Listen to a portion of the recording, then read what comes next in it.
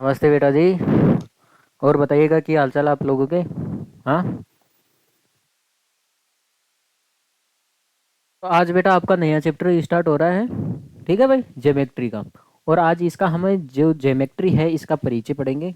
Euclid की ज्यामिति का परिचय। क्योंकि ज्यामिति का जनक किसे कहा जाता है बेटा? यूक्लिड को। आगे बात में। तो आज इसका ज्यामिति का हम इंट्रोडक्शन देखेंगे, इसका आज कंप्लीट बेस करेंगे इस चैप्टर का। फिर बाद में प्रश्नावली करेंगे, ठीक है। हाँ। अगर आप सीधी प्रश्नावली करना चाहते हो तो वो बड़ा मुश्किल है काम। मुश्किल तो नहीं है, लेकिन फिर भी देखो देखिए, इस चैप्टर की पहली क्लास है ये। देखो हम आगे बढ़ते हैं। देखो देखिए, पहले तो हम ज्यामिति का ज्योमेट्री का मतलब समझ लेते हैं। ठीक है। ज्यामिति को इंग्लिश में क्या बोलते हैं बेटा? ज्योमेट्री। अगर इसको तोड़े, इसको अगर ज्योमेट्री को तोड़े, ठीक है भाई, तो इसको जियो प्लस मेट्रीन। जियो प्लस मेट्रीन। मेट्रीन का तो मतलब समझ गए हो गया। अरे बेटा समझते हो मेट्रीन का मतलब? मापन। मापन। आगे बात सुने। और जियो का मतलब जियोग्राफी वर्ड सुना होगा आपने। ठीक है। तो जियो का मतलब एक तरह से पृथ्वी होता है। ठीक है। भूमि, पृथ्वी, या फिर आप बोल सकते हो भूमि, पृथ्वी लिख लो। ठीक है। जो पृथ्वी का जो मापन है, पृथ्वी का जो मापन है वो ही क्या कहलाता है? ज्योमेट्री कहलाता है। आगे होगी बात सुनने। ठीक है। अब आपको पता होना चाहिए, जिम पृथ्वी का जब हम मापन करेंगे तो कुछ औजारों की आवश्यकता पड़ेगी। उस औजार के बारे में हम जान लेते हैं। ठीक है भाई। तो आपको मीनिंग मतलब पता चला है कि इसका ज्योमेट्री का। ठीक है। जो पृथ्वी का मापन ही होगा वही क्या होगा? ज्योमेट्री होगा। देखो आगे बढ़ते हैं। देखो देखिए, अब यूक्लिड है, इसने कुछ पॉइंट रखे हैं, उनकी आपको परिभाषा दी है। पहले तो देखो, बिंदु। बिंदु किसे कहते हैं? पॉइंट किसे कहते हैं? तो आप कॉपी में लगाते हो ऐसे डैश बिंदु लगाते हो ऐसे, ये बिंदु है, ये पॉइंट है। पॉइंट लगाते हो ना भाई ऐसे, ये सारे क्या है? पॉइंट है। लेकिन आपने कुछ नोटिस किया कि ये पॉइंट वर्ताकार स्थिति में है, गोल गोल है ये। सारे के सारे कैसे हैं भाई? गोल गोल हैं। आगे होगी बात में। हाँ। देखो। हाँ। तो एक ऐसी आकृति जिसकी ना तो लंबाई होती है, देखो बेटा इसकी ना तो लंबाई होती है, ना तो ये लंबा होता है, और ना ही इसकी चौड़ाई होती है, और ना ही इसकी मोटाई होती है। देखो बिंदु किसे कहते हैं? एक ऐसी आकृति जिसकी ना तो लंबाई हो और ना ही चौड़ाई हो, और ना ही इसकी क्या हो? ऊंचाई हो।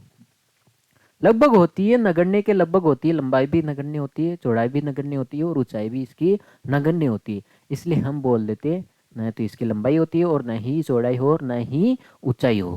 तो इस आकृति को हम क्या बोलेंगे बेटा? ऐसी आकृति जिसकी न तो लंबाई होती है, और न ही चौड़ाई, और न ही इसकी ऊंचाई। ठीक है। तो जिसकी न तो लेंथ हो, न इसकी विड्थ हो, ना ही इसकी क्या हो? हाइट हो। अब तो समझ में आ गया। देखो देखिए, लेकिन दूसरी बात है, ये तो छोटी क्लास की बात होगी। अब वर्त देखो देखिए, अब आपको पता है जब पॉइंट बनाया मैंने, आपको पता है ये बिल्कुल गोल बना है। बना है क्या? देखो, बिल्कुल गोल बना है। गोल बना है, तो इसका मतलब एक वर्त के टाइप का ही तो है। भाई एक वर्त के टाइप का तो है। अगर आप वर्त बनाते हो तो कैसे बनता है? भाई ऐसे बनता है। वर्त बनाओगे आप तो वर्त ऐसे बनेगा, देखो ऐसा, ऐसा ही बनेगा। अगर मैं इसकी त्रिज्या नगण्य कर दूं, बिल्कुल छोटी इसकी त्रिज्या, देखो कम करते करते करते करते इसकी त्रिज्या में नगण्य कर दूं, देखो तो दे रहा है क्या? हाँ। चलो देखो अब दिखाई देगा आपको, चिंता मत करो, रोने की आवश्यकता नहीं। देखो ये वर्त था, थोड़ा समझने की कोशिश करो। अब ये वर्त बड़ा है क्योंकि इसकी त्रिज्या ज़्यादा है। देखो ये वर्त है आपके सामने, ये बड़ा है, बड़ा वर्त है। जैसे जैसे इसकी त्रिज्या कम करते करते, इसकी त्रिज्या अगर नगण्य कर दूं मैं, त्रिज्या बिल्कुल शून्य कर दूं, तो क्या बन जाएगा? एक पॉइंट बन जाएगा, एक बिंदु बन जाएगा, देखो आपके सामने। तो एक तरह का ये एक ऐसा वर्त है जिसकी त्रिज्या क्या हो? नगण्य हो। देखो बिंदु किसे कहते हैं? वह वर्त जिसकी त्रिज्या, वह वर्त जिसकी त्रिज्या बिल्कुल नगण्य हो। नगण्य का मतलब शून्य हो, उसको हम क्या बोलेंगे बेटा जी? हाँ, बिंदु बोलेंगे। ठीक है। अगर वर्त की त्रिज्या अगर नगण्य हो जाए, शून्य हो जाए, लगभग लगभग शून्य हो जाए, ठीक है, शून्य तो नहीं होगी लेकिन लगभग लगभग, जैसे मान लेते हैं इतनी हो जाए, ऐसे कुछ हो जाए, आगे पास में ये त्रिज्या हो जाएगी, मतलब नगण्य के लगभग ही हो जाएगी, ये जीरो के लगभग ही है, और क्या है। ठीक है, तो ऐसी आकृति को हम क्या बोलेंगे बेटा, बिंदु बोलेंगे। ठीक है, देखो इसको नोट कर लिया जाए, फिर हम आगे बढ़ते हैं भाई। देखो, हाँ, अब आती है दूसरी बात, आती है आपके सामने लाइन, रेखा।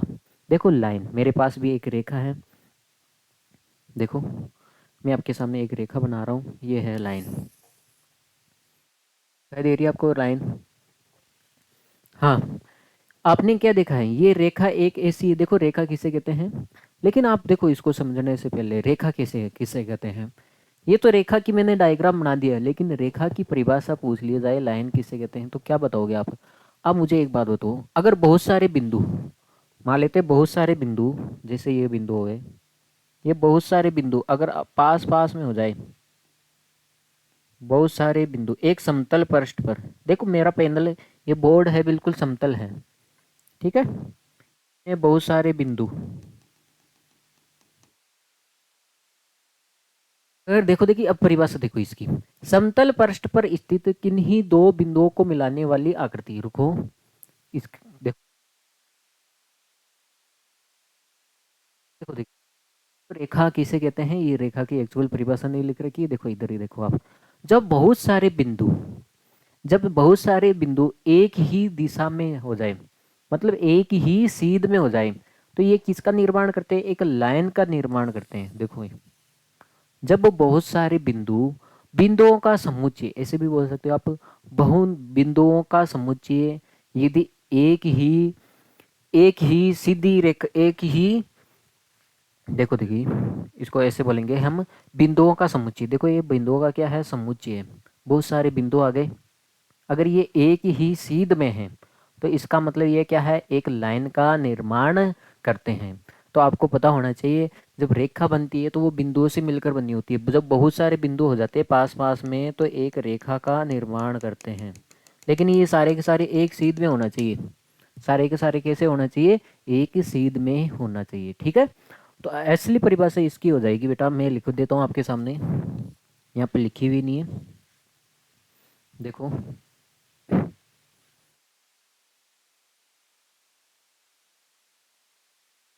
जैसे आपने देखा होगा, एक मैं उदाहरण देता हूँ, जैसे आपने देखा होगा राम सेतु बनाया होगा, राम सेतु बनाया, तो उसने क्या हुआ कि आपने पत्थर के सामने पत्थर जोड़ जोड़ के एक सड़क बना दी, एक रास्ता बना दिया, एक पथ बना दिया, जिसको आप राम सेतु बोलते हो, तो वो राम सेतु बिल्कुल सीधा है। कैसे बनाया होगा, जब बहुत से सारे पत्थरों को जोड़ जोड़ के एक सड़क बना दी, एक रास्ता बना दिए, तो ऐसे ये है रेखा। ठीक है, जब बहुत सारे बिंदु अगर एक ही सीध में रख दोगे आप, तो एक रेखा का निर्माण हो जाएगा। ठीक है, तो यदि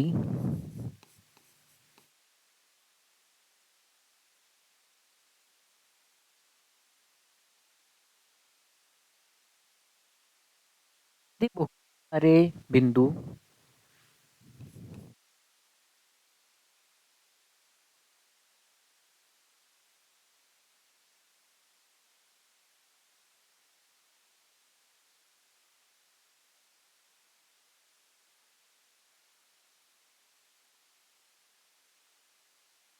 देखो बिंदु पथ मैंने लिखा है, यदि बहुत सारे बिंदु एक ही सीध में हो तो वह एक बिंदु पथ का निर्माण करते हैं, निर्माण करते हैं, और यह बिंदु पथ, और यह बिंदु पथ रेखा कहलाता है, यह बिंदु पथ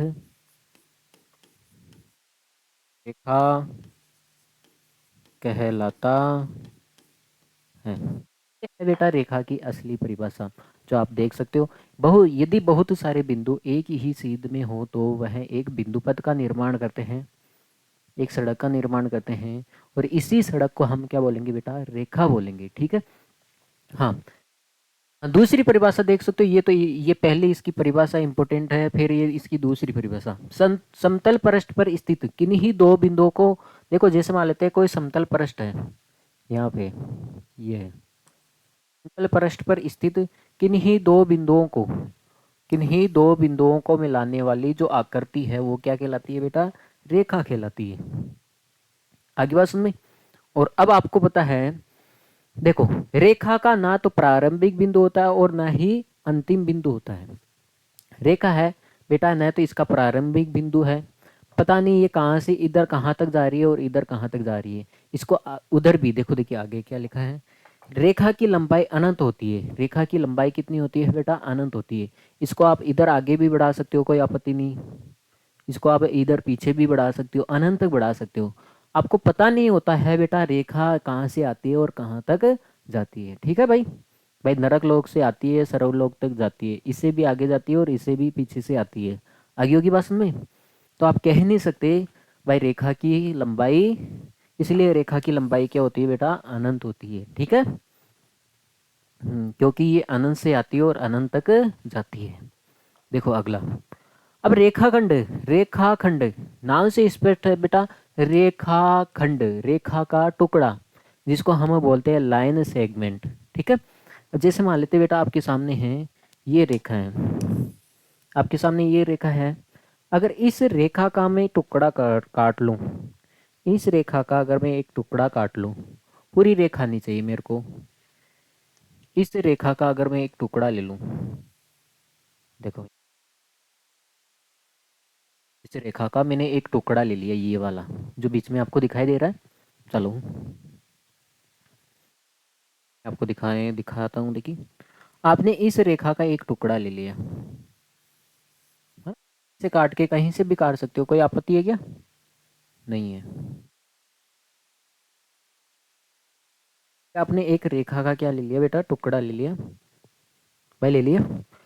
हाँ, तो दो बिंदुओं की बीच की दूरी, मतलब देखो रेखा किसे कहते हैं, जो दो बिंदुओं को मिलाएगी, जो दो बिंदुओं को मिलाती है वो क्या कहलाती है, रेखा कहलाती है। रेखाखंड कैसे कहते हैं, दो बिंदुओं की बीच की दूरी। इसका मतलब ये रेखा का टुकड़ा ही तो आया भाई, इतना टुकड़ा ही तो आया ये रेखा का, तो ये दो बिंदुओं की बीच की दूरी है। दो बिंदुओं की बीच की दूरी क्या कहलाती है बेटा, रेखाखंड कहलाता है, लाइन सेगमेंट कहलाता है। रेखा का एक हिस्सा जिसकी लंबाई निश्चित होती है, देखो ये एक तरह का रेखा का एक हिस्सा है और इसकी लंबाई निश्चित होती है। भाई दो बिंदु हैं, आपकी स्कूल और आपका घर, ये दो पॉइंट है, तो उसकी और आपकी घर की दूरी और स्कूल के बीच की दूरी एक निश्चित दूरी होगी, जाहिर सी बात है। तो मतलब ये दो पॉइंट है, तो अब इनके बीच की दूरी नापोगे तो ये निश्चित दूरी तो होगी, फिक्स दूरी। आगे बात में। तो बेटा रेखा की लंबाई तो अनंत तक होती है, लेकिन रेखाखंड की लंबाई बिल्कुल निश्चित होती है, फिक्स होती है। आगे बात में। हाँ, ये एक रेखा का हिस्सा ही तो है, टुकड़ा ही तो है भाई। आगे चलते हैं, देखो समांतर रेखा बहुत प्यारी रेखा है, समांतर रेखा इसको समझना पड़ेगा क्योंकि पूरे चैप्टर में यही काम में आने वाली है। और देखो देखिए समांतर रेखा किसे कहते हैं, बचपन में आपने पढ़ा होगा, वे दो रेखाएं, देखो पहली परिभाषा, वे दो रेखाएं जो कभी भी एक दूसरे को नहीं काटती। जैसे आपके सामने दो रेखाएं बना रहा हूँ, एक तो ये रेखा और एक ये रेखा,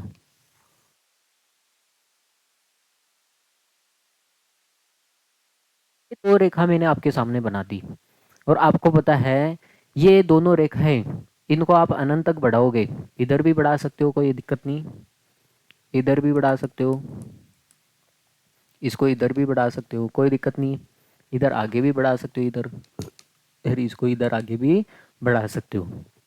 वे दो रेखाएं जिसको अनंत तक बढ़ाने पर एक दूसरे को नहीं काटती, वो रेखाएं कौन सी कहलाती है, समांतर रेखाएं कहलाती है, पैरेलल लाइन कहलाती हैं। ये तो आपने बचपन में पढ़ा होगा, अच्छे से याद होगा। हाँ भाई, इधर भी बढ़ाते जाओ, इन दोनों रेखाओं को पकड़ के खींचते जाओ। ठीक है, आगे जाओगे तो नरक लोग आ जाएगा और इधर जाओगे तो स्वर्ग लोग आ जाएगा। क्या आप इसको बढ़ाओगे क्या पकड़ के, क्या बता ये आगे जाके अनंत पे जाके एक काट काटने लग जाए तो। हाँ भाई, आपने क्या बोला है, वे रेखाएं जो कभी भी एक दूसरे को नहीं काटती। आपको पता है कि ये काटेगी या नहीं काटेगी, क्या पता अनंत के पार काट जाए तो। हाँ, तो इसको कैसे चेक करोगे भाई, तो इसलिए बेटा ये थर्ड क्लास परिभाषा है, ये जो आप छोटी क्लासों में पढ़ते हो। अब देखो देखिए, हाँ तो परिभाषा तो है ये, वे दो रेखाएं जो कभी भी एक दूसरे को नहीं काटती तो समांतर रेखाएं कहलाती है। लेकिन ये परिभाषा अधूरी है, थर्ड क्लास नहीं कह सकते, लेकिन अधूरी है। क्योंकि आप किसी आपको मैं बोल दूँ भाई ये दो रेखाएं हैं, बताओ ये समांतर है या नहीं है, तो आप ये काम करोगे क्या, इसको भी अनंत तक खींचोगे, ऐसे इसको भी आप अनंत तक खींचोगे, अनंत तक बढ़ाते जाओ, आपका बुढ़ापा आ जाएगा लेकिन ये खत्म नहीं होगी। इसको भी आप अनंत तक बढ़ाते जाओ, क्या पता उधर नहीं काट रही है तो फिर इधर बढ़ाओ इसको। अब ये उधर नहीं काट रही तो क्या पता इधर काट दे, तो इधर इधर बढ़ाने पर काट दे तो इसको अनंत तक बढ़ाओगे क्या? हाँ, नहीं कर सकते आप, ठीक है। इसलिए मैं इसको अधूरी परिभाषा मानता हूँ, ठीक है भाई। तो इसलिए बेटा, हाँ, ये परिभाषा तो है लेकिन मैं इसको अधूरी मानता हूँ। देखो मैं आपको समझाता हूँ। हाँ, दूसरी परिभाषा देखो इसकी। ओह, दूसरी परिभाषा देखना बेटा, दूसरी परिभाषा क्या बोलती है इसकी। हाँ, कि दो रेखाओं के बीच की दूरी बराबर हो तो ये रेखाएं आपस में समांतर होती है। देखो देखिए, आपको पता करना है भाई ये रेखाएं समांतर होगी या नहीं होगी। भाई आपको मैंने बताया ना भाई ये रेखाएं समांतर होगी या नहीं होगी, तो आप एक ही काम करोगे, आप ये एक ही काम करोगे बेटा। देखो देखिए, पहली परिभाषा परिभाषा क्या है, वे दो रेखाएं जो कभी भी एक दूसरे को नहीं काटती। पूरा भी लिख लेना, वे दो रेखाएं जिनको अनंत तक बढ़ाने पर एक दूसरे को नहीं काटती वो समांतर रेखाएं कहलाती है। दूसरी परिभाषा, बेटा आपको पता करना है ये समांतर है या नहीं है, तो आप मुझे एक बात बताओ, तो इसके लिए आप क्या करोगे, बीच की दूरी नापोगे, ये दूरी और ये दूरी, दोनों की बीच की दूरी अगर बराबर है, मान लेते यहाँ पे भी ये 5 सेमी आ रहा है और यहाँ पे भी 5 सेमी आ रहा है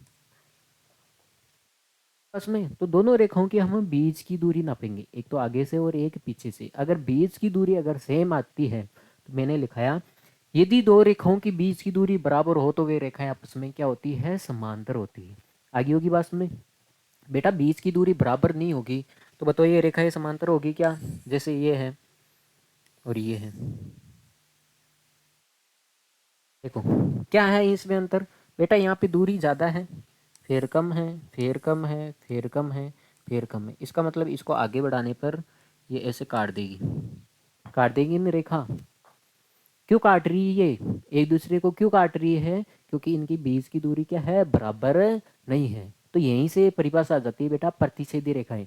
प्रतिच्छेदी रेखाएं किसे कहते हैं, यदि दो रेखाओं की बीच की दूरी बराबर नहीं हो, बराबर नहीं हो, दो रेखाओं की बीच की दूरी बराबर नहीं हो, इसका मतलब वो आगे जाके काटेगी। जिस तरफ दूरी कम होगी, देखो यहाँ पे दूरी कम है तो आगे जाके जिस तरफ दूरी कम होगी उसी साइड में ये आगे जाके काटेगी, ठीक है। तो इसका मतलब अगर दूरी बराबर है, दो रेखाओं के बीच की दूरी बराबर है तो वो रेखाएं समांतर कहलाएगी। अगर दो रेखाओं के बीच की दूरी बराबर नहीं है, इसका मतलब वो रेखाएं प्रतिच्छेदी कहलाएगी। क्योंकि बराबर नहीं है तो इसका मतलब जिस तरफ दूरी कम है, देखो यहाँ पे दूरी कम है, यहाँ पे ज्यादा है, तो बताओ इधर बढ़ाने पर ये काटेगी क्या, कभी भी नहीं काटेगी, क्योंकि इसका मुंह खुलता है खुलता जाएगा। तो जिस तरफ दूरी कम है, देखो यहाँ पे दूरी कम है ना, जिस तरफ दूरी कम होती है उसी साइड में काटती है, ठीक है। देखो अब असली परिभाषा देखो ये है, असली परिभाषा आपके सामने ये है। देखो इनको तो मैं कर देता हूँ थोड़ी देर के लिए रब।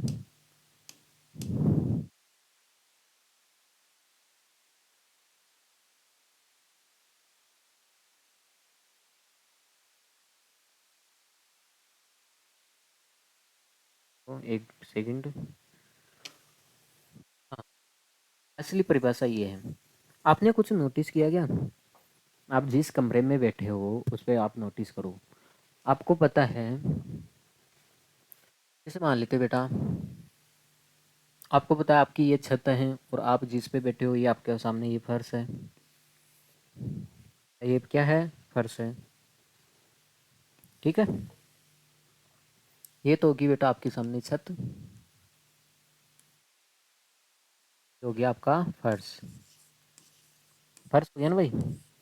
अब आपको पता है बिल्डिंग को जैसे उधर आगे बढ़ाए, उधर एक कमरा बढ़ाए, दो कमरे बनाए, तीन कमरे बनाए, 10 कमरे बनाए, आगे बढ़ाते जाए, इधर भी बढ़ाते जाए, क्या कभी ऐसा हुआ कि ये छत और फर्श, कभी ऐसा हुआ कि ये जो छत और फर्श एक दूसरे को काट देगी, कभी हुआ क्या? नहीं हुआ। कारण क्या है इसके पीछे? कारण क्या है? देखो देखिए, अब आपको पता है दो दो कमरे हैं तो इसके बीच में पक्का दीवार होगी। भाई दीवार होगी होगी। भाई दो कमरे के बीच में पक्का एक दीवार पर्दी होगी। तो आपने कुछ नोटिस किया क्या? आपको पता होना चाहिए यहाँ पे एक 90 डिग्री का कोण बनता है और यहाँ पे भी एक 90 डिग्री का कोण बनता है। 90 डिग्री का कोण बनता है। तो अब देखो, आप नोटिस करो इसको, दोनों कोणों को जोड़ोगे तो कितना आएगा? 180। जरूरी नहीं उधर चेक करो आप, उधर इधर भी चेक कर सकते हो। इधर भी आपको पता है 90 डिग्री का कोण बनता है और इधर भी 90 डिग्री का कोण बनता है। दोनों कोणों को जोड़ोगे तो कितना आएगा? 180। भाई 180 आएगा। और जो बीच में जो दीवार है, ये जो दीवार है इसको हम बोलते हैं बेटा तिर्यक रेखा। तिर्यक रेखा। देखो देखिए, जैसे परिभाषा देखो, यदि दो रेखाओं पर यदि दो रेखाओं पर एक तिर्यक रेखा खींची जाए, ये दो रेखाएं थी, छत और फर्श था, उस पर मैंने एक तिर्यक रेखा मतलब एक दीवार खींची जाए, खींचने पर बने अंतःकोणों का योग अगर 180 है। देखो एक ही और बने अंतःकोण, देखो एक ही और बने अंतःकोणों का, दोनों को कोणों का योग कितना आ रहा है बेटा? 180 डिग्री आ रहा है। अगर दोनों कोणों का योग 180 डिग्री है तो ये दोनों रेखाएं आपस में क्या होती है बेटा? समांतर रेखाएं कहलाती है। कहने का मतलब समझे आप?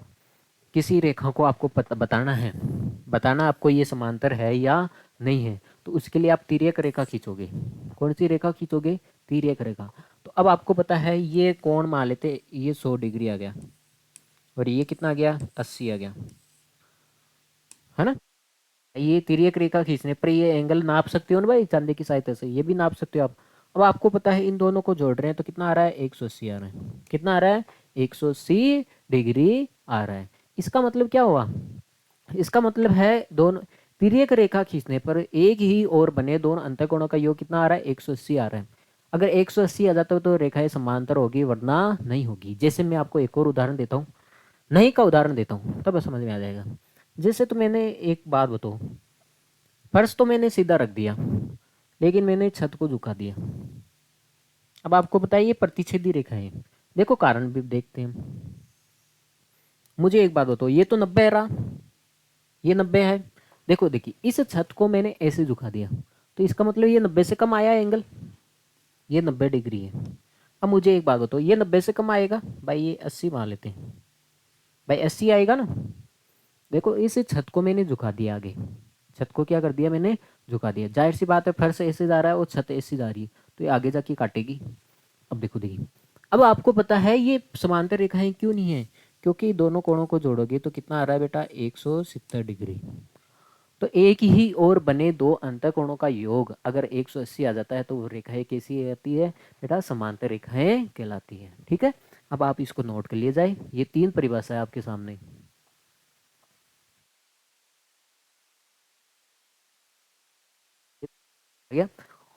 इंटरसेक्टिंग लाइन, वे रेखाएं जो आपस में एक दूसरे को काट देती हैं प्रतिच्छेदी रेखाएं कहलाती है। ये तो आपको भी पता है। हाँ, देखो आगे, यदि दो रेखाओं के बीच की दूरी बराबर नहीं हो, देखो अभी भी बताया मैंने, तो रेखाएं क्यों काट रही है? ये दो रेखाएं आपस में क्यों काट रही है? इसके पीछे कारण यही है बेटा, इनकी बीच की दूरी बराबर नहीं है। देखो इनकी बीच की दूरी क्या नहीं है बेटा? बराबर नहीं है। इनकी बीच की दूरी बराबर नहीं है। देखो यहाँ पे भी नाप सकते हो, कोई दिक्कत नहीं है।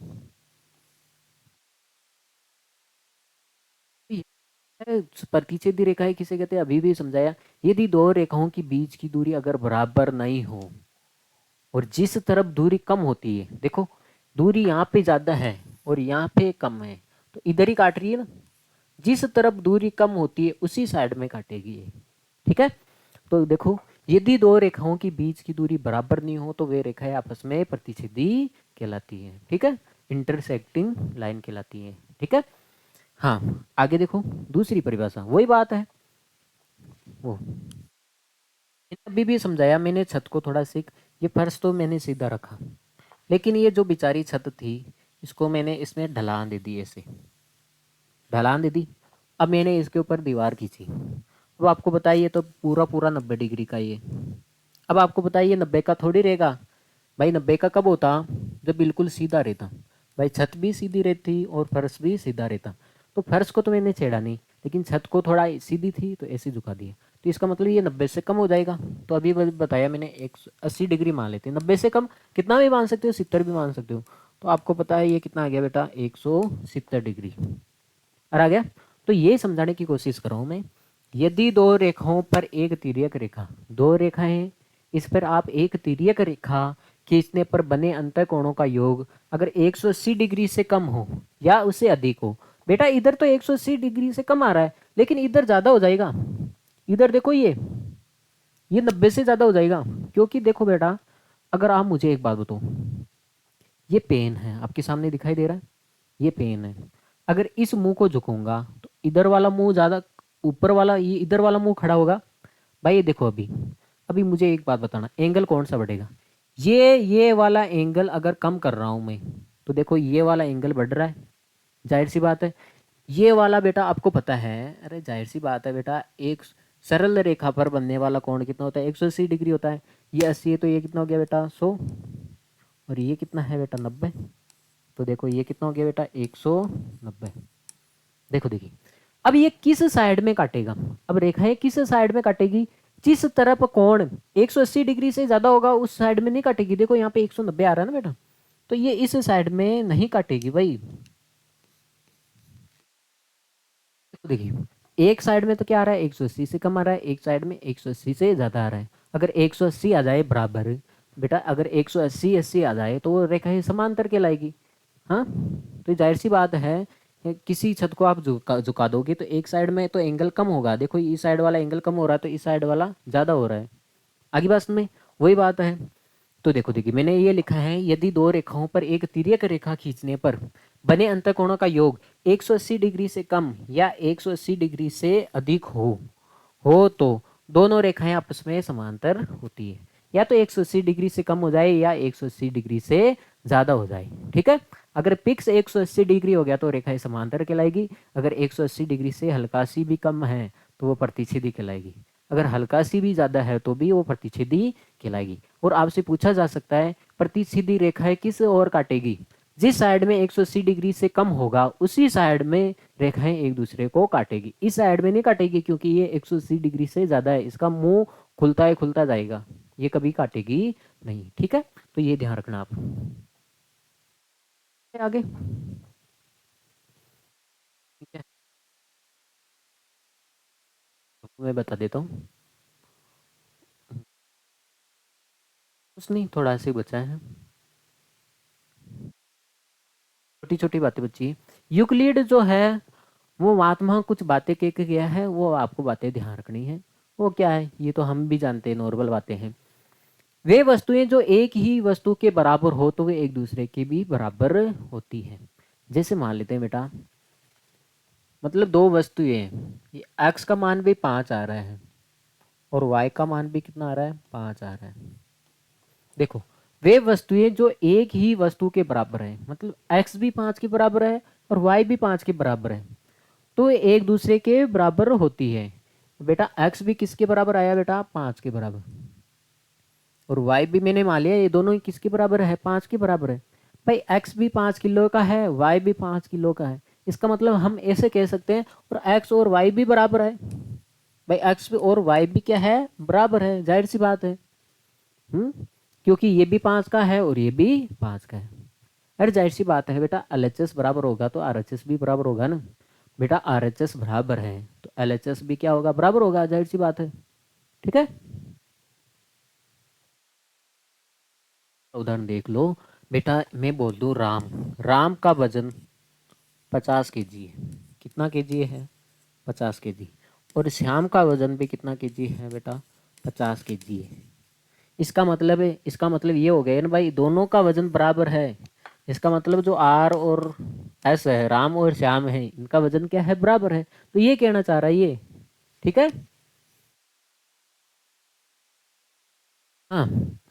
अब दूसरी, यदि बराबरों को बराबर में जोड़ा जाए तो पूर्ण भी बराबर होता है। जैसे बेटा, अब मुझे एक बात बताओ, आपको पता है ये 5 है और इधर भी कितना है, 5 है, बराबर है, बराबर है।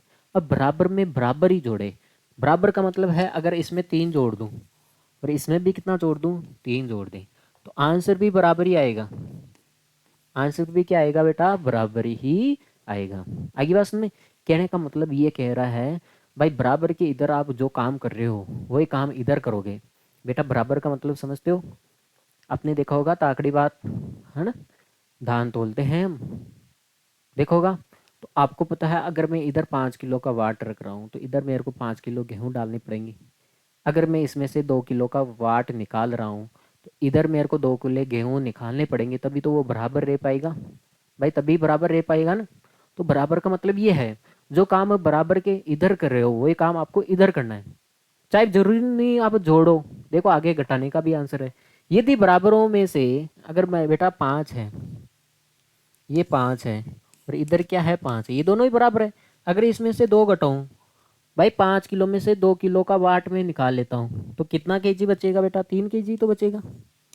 तो उधर देखो इधर दो 2 किलो का वाट निकाला है तो उधर भी 2 किलो का गेहूँ, 2 केजी गेहूँ निकालना पड़ेगा ना, तभी तो ये बराबर रह पाएगा। हाँ, तो कहने का मतलब ये ऐसे ही कहना चाह रहा है जो काम बराबर के इधर करते हो वही काम आप अगर उधर करोगे तो बराबर रह पाएगा, वरना नहीं रह पाएगा। ठीक है, तो ये है। आगे होगी बात सुन में, देखो आगे चलते हैं। तो पहले इसकी अवधारणा थी बेटा अगर कोई दो वस्तुएं किसी तीसरे के बराबर हैं तो वो दोनों आपस में क्या होगी, बराबर होगी। और बराबर में बराबर जोड़ा जाए तो पूर्ण भी बराबर आएंगे, बराबर में बराबर घटा जाए तो भी पूर्ण क्या होंगे, बराबर आएंगे। चाहे गुणा भी कर सकते हो, जैसे ये 5 और ये 5 है, इधर भी आप 3 से गुणा कर रहे हो तो इधर भी 3 से गुणा कर लो, तो इधर भी 15 आएगा तो इधर भी 15 आएगा। तो ये बराबर का मतलब लफड़ा है, ठीक है, और कुछ भी नहीं है। आपको पागल बनाया जा रहा है और कुछ भी नहीं है भाई। देखो आगे चलते हैं। हाँ, वे वस्तुएं जो परस्पर संपाती होती है वो एक दूसरे के बराबर होती। संपाती का मतलब समझते हो, एक दूसरे के ऊपर आध्यारोपित हो जाए, बिल्कुल एक दूसरे के ऊपर ढक लिया जाए। जैसे मैं आपके सामने है, ये 2 पेन, अरे करंट कैसे मार रहा है ये, देखो आपके सामने ये 2 पेन है, बिल्कुल है, ये एक दूसरे के ऊपर रखूं तो बिल्कुल एक दूसरे को ये ढक लेते हैं, बिल्कुल एक दूसरे के ऊपर क्या हो जाते हैं बेटा, आध्यारोपित हो जाते हैं। ठीक है भाई, ये भी जितने मान लेते हैं ये 50 ग्राम का है तो ये भी कितने का है, 50 ग्राम का है, और इनका आकार सब कुछ सेम है। तो अब बताओ, तो इसका मतलब है ये एक दूसरे के ऊपर क्या हो जाते हैं, बिल्कुल फिट हो रहे हैं। एक दूसरे के ऊपर क्या हो रहे हैं बेटा, ये संपाती है, एक दूसरे के ऊपर ये संपाती है, तो इसका मतलब ये दोनों पेन बराबर ही तो है। आगे बस नहीं, तो ये भी 50 का आया तो ये भी 50 का ही तो आएगा। हाँ, तो ये है बेटा, यदि ये वस्तुएं जो परस्पर संपाती हो, संपाती का मतलब है जो एक दूसरे के ऊपर रख दिया जाए तो एक दूसरे को पूर्णतः टच करेगी, ठीक है, एक दूसरे को पूर्णतः अध्यारोपित करेगी, तो वे एक दूसरे के बराबर होती है, मतलब ये आपस में बराबर होंगे। ठीक है, अपने भाग से बड़ा होता है, तो भाग से बड़ा होता है। बेटा कहने का मतलब है जैसे 7 में 4 का भाग दे रहे हो तो ये 7 अपने भाग से बड़ा हो रहा है। इसमें किसका भाग दिया जा रहा है बेटा, 4 का भाग दिया जा रहा है, तो ये 7 क्या होगा, हमेशा इस 4 से बड़ा होगा, तभी तो वो पूर्ण संख्या आएगी, वरना तो वो दशमलव में आ जाएगा। आगे बात में, तो पूर्ण हमेशा अपने भाग से बड़ा होता है। और कहने का कुछ नहीं मतलब नहीं है, फालतू की बकवास है ये तो। एक ही वस्तुओं के दो गुने परस्पर बराबर होते हैं, मतलब एक वस्तु है का 2 गुना करूं, एक वस्तु है, ये एक वस्तु है, मान लेते एक्स है, इसका 2 गुना करूं, 2x है। एक वस्तु है, इसका 2 गुना करूं तो कितना, यहाँ 2x है, 2x को क्या लिख सकता हूँ मैं बेटा, इस 2x को क्या लिख सकता हूँ, इधर देखो, इसको मैं ऐसे लिख सकता हूँ x और x, 2x हो गया भाई, ये 2x है, इसको कैसे लिख सकते हैं बेटा, x प्लस x। तो ये ऐसे बोलना चाह रहा है एक ही वस्तु, ये एक ही वस्तु थी x है, इसके 2 गुना कर दो तो कितना जाएगा, 2 गुना, ये 2 गुने हैं तो 2 गुने का मतलब क्या हो गया, 2x हो गए ना। तो बताओ ये आपस में बराबर नहीं है क्या, बराबर ही तो है। अब भाई x, ये 2x है जिसमें 2x को तोड़ के आप ऐसे लिख सकते हो ना, x और x, तो ये आपस में बराबर ही तो हुए, ठीक है, ये बात है। और एक ही वस्तु के आधे परस्पर बराबर होते हैं, एक वस्तु का आधा कर दो। जैसे मान लेते हैं एक वस्तु आपके सामने, मान लेते हैं एक वस्तु है आपके सामने, 4 अक्ष है, क्या है, 4 अक्ष है, ठीक है। 4 अक्ष का आधा करोगे, एक वस्तु है आपके सामने 4 अक्ष, मान लिया 4 अक्ष है, एक वस्तु है 4 अक्ष, इसका आधा कर दो। 4 अक्ष का आधा करोगे तो कितना हो गया, 2 अक्ष, आधे परस्पर बराबर होते हैं। भाई इसका आधा करोगे तो एक तो 2 अक्ष आ जाएगा, और आ जाएगा। हम्म,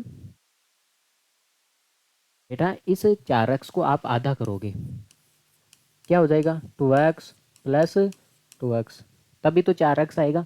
अरे ये 4 गधे हैं, तो 2 को अलग कर लो, 2 को अलग कर लो, तो बताओ ये 2 और ये 2 ये बराबर ही तो होंगे। भाई जो आएगा जोड़ा आएगा वो बराबर ही तो आएगा, हाँ, ऐसी बात है। भाई नोट के लिए जाए, ये कुछ अभिधारणा थी जो आपके सामने है, देखो देखिए अगर, हाँ कुछ फॉन्ट थे। अब देखो देखिए, अब इसकी असली अभिधारणा है जो आपको याद भी रखनी है, ठीक है। हाँ, इसने बोला है एक बिंदु से एक अन्य बिंदु तक सीधी रेखा खींची जा सकती है, एक बिंदु से एक अन्य बिंदु तक एक सीधी रेखा खींची जा सकती है। मतलब आप कहने का मतलब ये बोल रहा है, अगर 2 बिंदु है, 2 बिंदु सीधी रेखा खींचनी है तो आपको केवल 2 बिंदु चाहिए। क्यों, तीसरा बिंदु लफाड़ कर देता है। आपको बताया ना, कोई आदमी अगर तीसरा आ जाता है, जैसे मान लेते ये तीसरा बिंदु है, तो यहाँ से आप सीधी रेखा नहीं खींच सकते, इसको यहाँ से इधर जाना पड़ेगा, यहाँ से इधर जाना पड़ेगा। तो आपको सीधी रेखा खींचनी है तो 2 बिंदु चाहिए आपको, ठीक है भाई। हाँ, तीसरा हो या ना हो कोई मतलब नहीं है। तो इसने बोला है एक बिंदु से और अन्य बिंदु तक एक सीधी रेखा खींची जा सकती है, दोनों को मिलाओगे तो एक बिल्कुल सीधी रेखा खींचेगी, कोई आपत्ति नहीं है इसमें, तो इसमें तो कोई आपत्ति नहीं है। आगे बात में, ठीक है। हाँ, एक शांत रेखा को अनिश्चित रूप से बढ़ाया जा सकता है। जैसे मान लेते बेटा ये बेचारी शांत रेखा थी, शांत रेखा थी। अब क्या कर सकते हैं बेटा, इसको हम, ये शांत रेखा थी बेटा, इसको हम देखो अनंत तक बढ़ा सकते हैं, इधर भी बढ़ा सकते हैं, कोई दिक्कत है क्या, इधर भी बढ़ा सकते हैं, दोनों ओर। तो एक शांत रेखा को बेटा हम अनिश्चित रूप तक बढ़ा सकते हैं, ठीक है। आगे बात में, तो एक शांत रेखा है, जैसे मान लेते ये रेखा है, के सामने ये रेखा है, रेखा ये है ना, ये, तो इसको आप आगे तक बढ़ा सकते हो, इधर अनंत तक बढ़ा सकते हो। आपको पता है रेखा अनंत तक आती है, अनंत तक जाती है, तो जो रोक रखी है रेखा इसको पकड़ के आप आगे तक बढ़ा सकते हो। अब देखो आगे, आगे किसी को केंद्र मानकर और किसी त्रिज्या से एक वृत्त खींचा जा सकता है। जैसे मान लेते हैं आपने इस बॉन्ड को, इस पॉइंट को आपने क्या मान लिया बेटा, एक केंद्र मान लिया, इस पॉइंट को आपने क्या मान लिया, एक केंद्र मान लिया, और आपने आर त्रिज्या भर ली।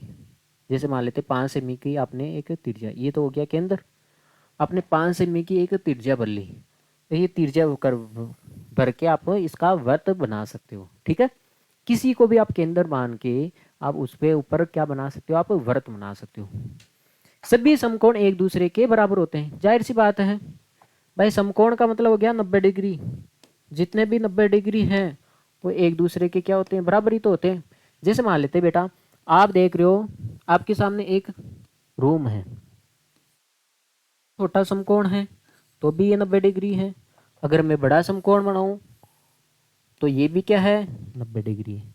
इसका मतलब जितने भी समकोण हैं वो एक दूसरे के बराबर ही तो होते हैं, यहाँ पे भी 90 है और यहाँ पे भी 90 है। ऐसा नहीं बड़ा त्रिभुज बना दिया तो ये 90 से ज़्यादा हो जाएगा, नहीं होगा। तो हमेशा चाहे छोटा सीख, इतना सीख बना दो आप, ठीक है, तब भी ये 90 डिग्री ही होगा। आगे बात सुन में, तो इसमें आकार पे कोई निर्भर नहीं करता, जितने भी समकोण बन रहे हैं वो सारे के सारे एक दूसरे के क्या होते हैं बेटा, बराबर होते हैं, ठीक है भाई। देखो देखिए, हाँ ये बहुत ही प्यारी इंपॉर्टेंट चीज़ है जो मैंने आपको बताया था। देखो मैं आपको याद दिला दूं एक बार के लिए, देखो आपको पता होना चाहिए प्रतिच्छेदी रेखाएं, प्रतिच्छेदी रेखा था, ये किस ओर काटती है?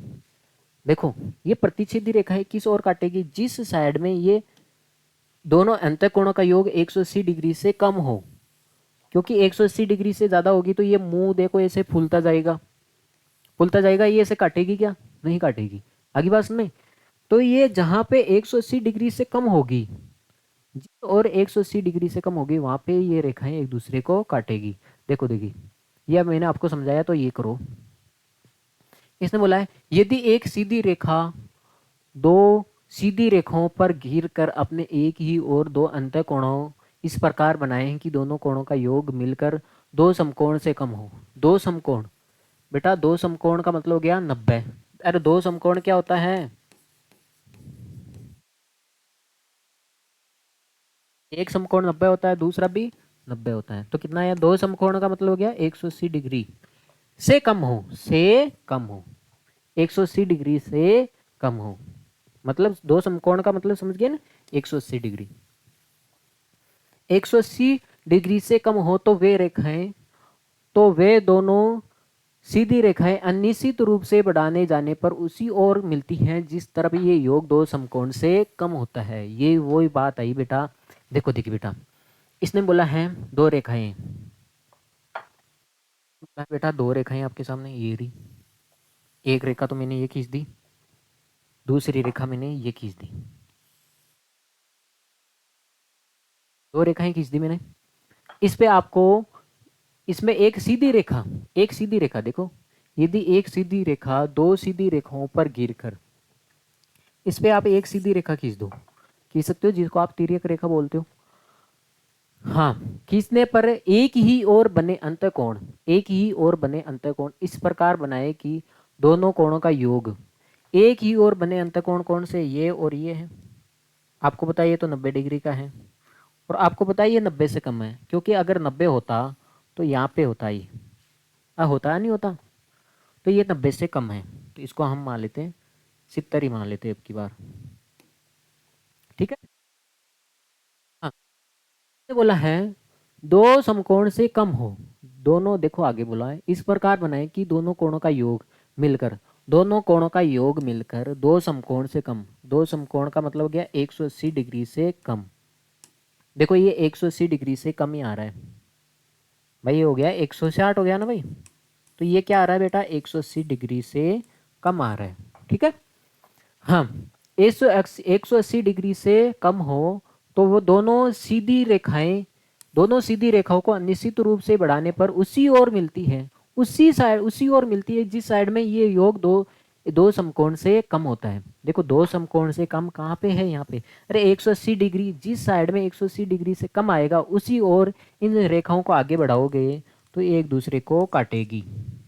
आगे बात में, और आपको पता है ये तो ज़्यादा होगा, ये कितना हो जाएगा बेटा? 110, और ये कितना हो जाएगा? 90। इन दोनों को जोड़ोगे तो कितना आ जाएगा बेटा? 200 आ जाएगा। तो आप सोच रहे हो, देखो एक एक साइड में तो बेटा 180 डिग्री से ज़्यादा है, और एक साइड में 180 डिग्री से क्या है बेटा? कम है। अब आपसे ये बोल रहा है जिस साइड में 180 डिग्री से कम आएगा उसी ओर आप रेखाओं को बढ़ाओगे, उसी साइड में काटेगी। ऐसे नहीं आप 180 डिग्री से ज़्यादा आ रहा है, ये इधर आ रहा है ना, तो ये 180 डिग्री से ज़्यादा आ रहा है, तो इसका मतलब आप इस साइड में, आप सोच रहे हो इस साइड में बढ़ा दे इसको तो ये काट लेगी क्या? ये कभी भी एक दूसरे को नहीं काटेगी। आगे बात में ये कहना चाह रहा है। अब आप इसको नोट कर लिए जाए।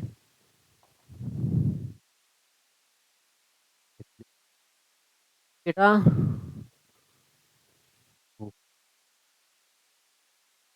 तो आज के लिए बेटा इतना ही काफ़ी। ठीक है भाई, thanks for watching this class, take care, see you, bye. हाँ, नेक्स्ट क्लास में मिलते हैं, आपको परिचय करवाएंगे। तो आप जाते जाते बेटा जी इस चैनल को शेयर, लाइक और सब्सक्राइब, ये तीन काम तो आपको करके ही जाना है। ठीक है, वरना आप आपके भागे बनोगे भाई। ओके बेटा, take care, see you, bye.